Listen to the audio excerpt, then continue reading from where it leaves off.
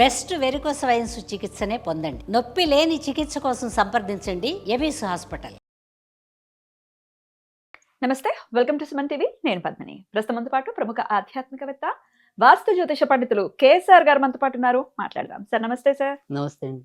Sir, పాశ్చాత్య cultures ని మనం అడాప్ట్ చేసుకోవటం అనేది ఉన్నటువంటి ఒక అంశం. అయితే డెఫినెట్ గా ఒక రోజున మాత్రం విభేదిస్తారు. అది ఫిబ్రవరిలో వచ్చేటటువంటి 14వ తారీఖు వాలంటైన్స్ డే. దానికంటే ముందు పొలామా అటాక్ లో వీరమరణం పొందినటువంటి జవాన్లకి ఈ సందర్భంగా మరొక్కసారి నివాళుల్ని అర్పిస్తూ ఈ టాపిక్ మాట్లాడాలంటే ఒకంత భయం వేస్తుంది. ప్రేమికుల దినం. ప్రేమికుల దినం అంటే ఇక్కడ గమనిస్తే కనుక ప్రేమి కుల దినోత్సవం, అంటే ఈ కులాల వల్ల వచ్చే చికాకులు కూడా ఈ ప్రేమికుల దినాల్లోనే ఉంటాయి. ప్రేమ అనే టాపిక్ నేను జనరల్ గా దాన్ని టచ్ చేయను, ఎందుకంటే వివాహము అనేది అదొక బాధ్యతతో కూడినటువంటి అంశం. ఏదో క్షణికావసరంలో తీసుకునేటటువంటి నిర్ణయం కాదు. జీవిత పర్యంతం ఇబ్బంది పడేటటువంటి పరిస్థితి ఉంటుంది రాంగ్ పర్సన్స్ కనుక లైఫ్ లోకి వస్తే. ఇది అనుభవపూర్వకంగా ఎవరికి వాళ్ళు చెప్తూనే ఉంటారు కదా సార్. అయితే ప్రేమ వివాహాలు అనే టాపిక్ మీద అసలు ప్రేమ అనేది ఎంతవరకు కరెక్ట్? ఇప్పుడు శాస్త్రవచనాలు మనం మాట్లాడుకుంటే గంధర్వ వివాహం అనేది ఉంది, లేనిదేం కాదు. ప్రేమ వివాహాలు ఉన్నాయి. ఎంతవరకు కరెక్ట్? ఒక పర్సన్, ఇప్పుడు చిన్నపిల్లలు, మేము తల్లిదండ్రులు కంప్లైంట్ చేస్తూ ఉంటారు, ప్రేమిస్తున్నారు అంటున్నారండి, వాళ్ళేమో కరెక్ట్ కాదు, వీళ్ళ అనుభవంతో చెప్తారు కరెక్ట్ కాదు అని చెప్పి పిల్లలు వినరు. ఇటువంటి పరిస్థితుల నుంచి బయటపడాలి అని అంటే ఏం చేయాల్సి ఉంటుంది? తప్పకుండా. హౌ డు యు సీ అసలు వాలంటైన్స్ డే ఎలా చూస్తారు మీరు? ఏంటంటే ఇక్కడ మనం చెప్పాల్సి, ఇప్పుడు ఒక సందర్భము అనేది వచ్చింది కాబట్టి మనం దాన్ని ఏదో చెప్పాలనుకుంటున్నాం. కానీ రెండు ఉంటాయి. అంటే ప్రతిదానికి కూడా, అంటే ఇప్పుడు ఈవెన్ మీరు అరేంజ్డ్ మ్యారేజెస్ చేసుకున్నప్పటికీ కూడా అందులోనూ ఒక్కోసారి మనం తప్పు చేసే పరిస్థితులు అరేంజ్ మ్యారేజ్లు కూడా ఫెయిల్ అయిన వాళ్ళు ఉన్నారు. కానీ నేను నా అనుభవంలో చూసినంత వరకు మాత్రం అయితే గనక, ఎవరికి మీరు ఓటేస్తారని అడిగితే మాత్రం ఖచ్చితంగా పెద్దలు కుదిర్చిన వివాహానికే ఓటేస్తాను. ఎందుకని అంటే గనక ఇక్కడ ప్రేమలోకి వచ్చేప్పటికి ఏంటంటే చిన్న ఒక సరళ రేఖ ఉంటుంది. అదేంటి అంటే కనుక ఇటు ఆకర్షణ, ప్రేమ, ఈ రెండు ఒకటి కాదు. సో ఎక్కువ శాతం మంది అదొక సాహసం అనుకోవచ్చు, లేదు ఆకర్షణే ప్రేమ అనుకుని భ్రమించవచ్చు. దానివల్ల తప్పిదాలు ఎక్కువ జరగటం అనేది ఉంది. ఎక్కువ శాతం ప్రేమ వివాహాల్లో వాళ్ళే ఇబ్బంది పడుతున్నది కూడా గమనించాం. అంటే పెళ్లికి ముందు వాళ్ళు అనుకున్న విధానం వేరు. ఆ ప్రేమ అంటే అంతసేపు ఏదో 2 సినిమాలు చూసేయటం, పార్కులో తిరగటం అంతవరకు అనుకుంటున్నారు. కానీ పెళ్ళి అనే బాధ్యత వచ్చినప్పుడు వీళ్ళకి ఆ రకమైన స్పిరిట్ ఉంటల్లా మెయిన్ నేను గమనించినంత వరకు. సో అందుకని ఇబ్బంది పడటం అనేది ఉంటుంది. ఆకర్షణ అనేది అది చాలా ఇబ్బందిగా. ప్రేమలో కొద్దిగా మెచ్యూరిటీ ఉంటుంది, ఆకర్షణలో అంత మెచ్యూరిటీ అనేది ఉండదు. సో వాడు రౌడీ అయినా గుండా అయినా కూడా అటువైపు అట్రాక్ట్ అయిపోవటం అనేది జరుగుతుంది. సో అక్కడ పాపం తల్లిదండ్రులు చాలా ఇబ్బంది పడుతూ ఉండటం అనేది జరుగుతుంది. అందుకని నేను ఎప్పుడో ఒకసారి చెప్పాను, ఏమని, ప్రేమలో ఓడి జీవితంలో గెలిచే వాళ్ళు కొందరు, జీవితంలో ఓడి ప్రేమలో గెలిచే వాళ్ళు కొందరు. అంటే ప్రేమ పెళ్లి దాకా వెళ్ళి అదొకటే గెలుపు, కానీ తర్వాత జీవితం అంతా ఏడిపే. సో ఎందుకని అంటే కనుక ఆ ప్రేమించేప్పుడు ఉండే పరస్పర ఆకర్షణ పోయింది కదా. ఇంకా ఆ తర్వాత వాళ్ళిద్దరి మధ్య ఇంకా ఆ రకమైన ఇబ్బంది పెరగటం అనేది ఉంటుంది. కానీ మనం ఇక్కడ ఒక రెమిడియల్గా, లేదు జ్యోతిషపరంగా, ముందు జ్యోతిషపరంగా చూసినప్పుడు ఏంటంటే, ఎప్పుడైనా సరే పంచమాధిపతి అంటే 5వ ఇంటి వాడు 7వ ఇంటి వాడికి సంబంధం ఏర్పడితే ప్రేమ పెళ్లి జరిగే అవకాశం ఎక్కువ ఉంటుంది. తర్వాత తృతీయంలో చంద్రుడు ఉన్నప్పుడు కూడా కొన్ని సందర్భాల్లో లవ్ మ్యారేజ్ అవ్వడానికి ఉంటుంది. తర్వాత సప్తమ స్థానంలో రాహు కేతులు ఉన్నప్పుడు కానీ, తర్వాత 2వ ఇంట్లో రాహు ఉన్నప్పుడు కానీ కులాంతర మతాంతర వివాహాలు జరగడానికి కూడా అవకాశాలు ఎక్కువ ఉంటాయి. సో ఖచ్చితంగా మనకి జాతకం బట్టి చూసినప్పుడు ప్రేమ వివాహమా, మత కులాంతర వివాహమా, సో ఇలాంటివి చెప్పడానికి ఉంటుంది. కానీ ఇక్కడ ఏంటంటే ఈ రోజు వరకు కూడా మనం చెప్పేదంటే, మన చిన్నప్పుడు 2 నేర్చుకుని పెరిగాం. సృష్టిలో తీయంది ప్రేమేనోయి, సృష్టిలో తీయంది స్నేహమేనోయి. ప్రేమ అనేది ఎప్పుడైనా సరే అమృతమయం. సో మనకి శ్రీకృష్ణుడు, ఆర్జునుడు మీరు చెప్పినట్టు గంధర్వ వివాహం, రుక్మిణిని అయితే కనుక అలాగే తెచ్చుకుని పెళ్లి చేసుకోవటం అనేది మనం చూసాం.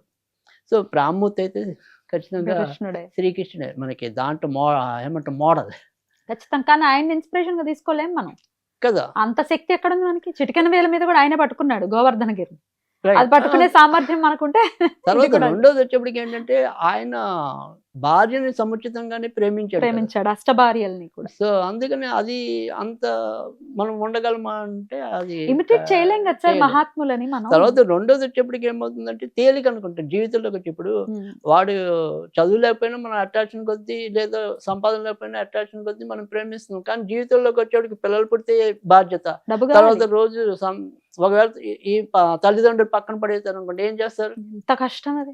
సో అప్పుడు అనిపిస్తుంది అయ్యో మనం ప్రేమించి తప్పు చేసామని. కాకపోతే ఇంతకంటే మూర్ఖత్వం ఏమైందంటే నా దగ్గర కనీసం ఒకే ఇంచుమించు 10 రోజుల తేడాతో మ్యారేజ్ ఫిక్స్ అయ్యేదాకా కూడా తల్లిదండ్రులు చెప్పలా. ఒక ఆయన అయితే కనుక వేరే సంబంధం అనుకున్నాడు, పాపం అంతా కళ్యాణ మండపాలన్నీ కూడా బుక్ చేసుకున్నాడు. చివరి నిమిషంలో ఇంటి నుంచి వెళ్ళిపోయింది అమ్మాయి. సో ఏం చేయాలి? ఆ బాధపడలేక ఆయనకి యాక్సిడెంట్ కూడా అయింది. బతికాడు ఓకే, కానీ కుడికన్ను దెబ్బతింది.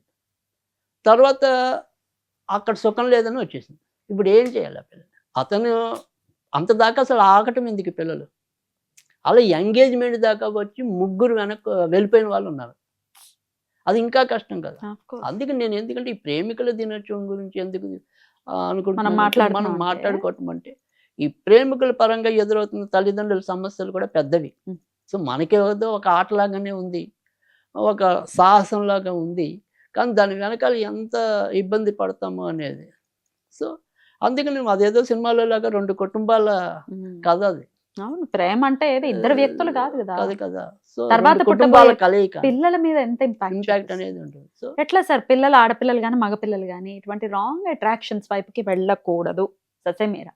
మరి ఏం చేయాలి సార్ అంటే తల్లిదండ్రులు? ఇక్కడ మనకి ఖచ్చితంగా మంచి వాళ్ళు అన్ని సంప్రదాయం అంతా బాగుంది, ఇలా ఏదైనా మన అనుభవం బట్టి అనుకుంటే గెలవాలి అనుకుంటే శ్రీకృష్ణుడు, ప్రేమలో ఓడాలి అనుకుంటే కనుక అంటే ఇలాంటి దుశ్చర్యల నుంచి మనం ఏదైనా సరే ఆకర్షణల నుంచి వెనక్కి రావాలంటే కనుక ఆంజనేయుని పూజించాలి. అలా పూజించాలి. లేదు కామన్గా ఒకే స్విచ్వరుడు అనేది మంచిది ఉంది. ముందు అయితే కనుక అసలు గెలవాలి అనుకునే వాళ్ళు ఏం చేయాలంటే ఖచ్చితంగా శ్రీకృష్ణుడిని పెట్టుకుని చిన్న ఫోటో కానీ ఏదైనా పెట్టుకుని, అంటే అటు ఆడపిల్ల వారు ఇటు మగపిల్ల వారు ఒకళ్ళే తిరస్కారం చెప్తున్నారు. కానీ చక్కగా పిల్లాడు ఒక వృద్ధిలో ఉన్నవాడే, అటు అమ్మాయి కూడా ఎంతో కొంత వృద్ధిలో ఉన్నదే. సో అక్కడ ఏదైనా సరే వీళ్ళకంటే ఒక మెట్టు వాళ్ళ తక్కువను, వీళ్ళకంటే ఒక మెట్టు చిన్నదను భావించి అటువైపు ఇటువైపు అడ్డం పెడితే దాన్ని కొంతవరకు మనం అర్థం చేసుకోవచ్చు. సో అంటే మనం జాతకంకి వచ్చినప్పుడు నువ్వు ప్రేమించడం అలా పాపం వెనక్కి వచ్చిన అమ్మాయిలు కూడా ఉన్నారు. నువ్వు పెళ్ళాక సుఖపడవు అంటే వదిలేసిన వాళ్ళు ఉన్నారు, అంతదాకా ఒక ప్రేమని పట్టుకున్నా కానీ. సో అందుకని ఇక్కడ ఏంటంటే ప్రేమికులు విడదీసామా అంటే ఏమో చెప్పలేం, ధర్మం. సో అలాంటి మనకి జాతకంలో అయితే తెలుస్తాయి, ఇది విడదీయచ్చా విడదీయకూడదా అనేది జాతక పరిశీలన బట్టి తెలిసిపోతుంది. అమ్మా నువ్వు గెలుస్తావు కానీ తర్వాత చాలా ఇబ్బంది పడతావు అంటే వెనక్కి వచ్చిన వాళ్ళు ఉంటారు, మొండిగా చేసుకునే వాళ్ళు అట్లా మొండిగా వెళ్ళి బాధలు పడద్దు అనేది మనం అంటున్నాం. సో ఎవరి పిల్లలైనా మన పిల్లలే అనుకుంటాం కదా.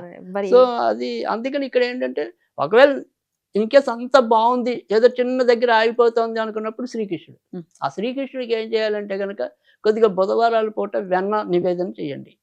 చేసి ప్రతిరోజు మాత్రం నేను చెప్పిన ఈ మంత్రం ఏదైతే ఉందో 27 సార్లు చదివితే చాలు, ఎక్కువ సార్లు కూడా అవసరం లేదు. ఓం శ్రీ క్లీం కృష్ణాయ గోవిందాయ మమ మనోవాంఛిత కళ్యాణం కురు కురు. ఓం శ్రీ క్లీం కృష్ణాయ గోవిందాయ మమ మనోవాంఛిత కళ్యాణం కురు కురు.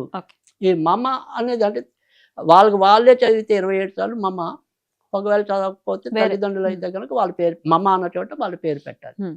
అలా 27 సార్లు 90 రోజులు చదివితే ఆ ప్రేమ పెళ్లికి ఏర్పడుతున్న ఇబ్బందులు ఏదైనా ఉంటే అవి తొలగడానికి ఉంటుంది.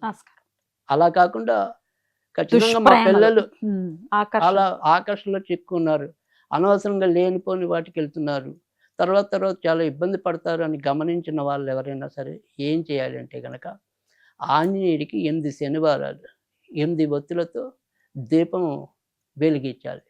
తర్వాత అప్పుడు ఓం నమో బజరంగ బలి దుష్ట సాంగత్య విమోచనం కురు కురు.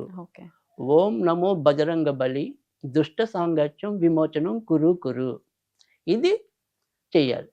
ఒకవేళ కామన్గా రెండిటికి కూడా దేనికైనా సరే కరెక్ట్ వేలో ఉపయోగపడడానికి ఒకే ఒక స్విచ్ వర్డ్ ఏంటంటే close bad way, open right eye. Oh wow. Oh close bad way and open end లేదు, close bad way open right eye. Right eye. Right. ఇది చదువుకుంటే మంచి ఫలితం వస్తుంది. ఖచ్చితంగా ఇది ఖచ్చితంగా ఉపయోగపడుతుంది. ఈ ఇబ్బందులతో తల్లిదండ్రులకి క్షోభ. ఎందుకంటే చాలా. కని పెంచారు, వాళ్ళ భవిష్యత్తు బాగుండాలని కోరుకుంటారు, ఏదో కదా. వాళ్ళని బాధ పెట్టేయాలని కాదు కదా. కాదు కదా. క్షోభ ఖచ్చితంగా వీటి నుంచి బయటపడాలి. ఫస్ట్ లో బానే ఉంటుంది. Right. సినిమాల్లో పెళ్ళవుతూనే శుభం కనబడుతుంది, కానీ పెళ్ళవుతూనే అసలు సినిమా అసలు మొదలవుతుంది నిజ ఖచ్చితంగా. జీవితంలో. ఖచ్చితంగా. సో జాగ్రత్త. అవును. Thank you so very much sir. నమస్తే.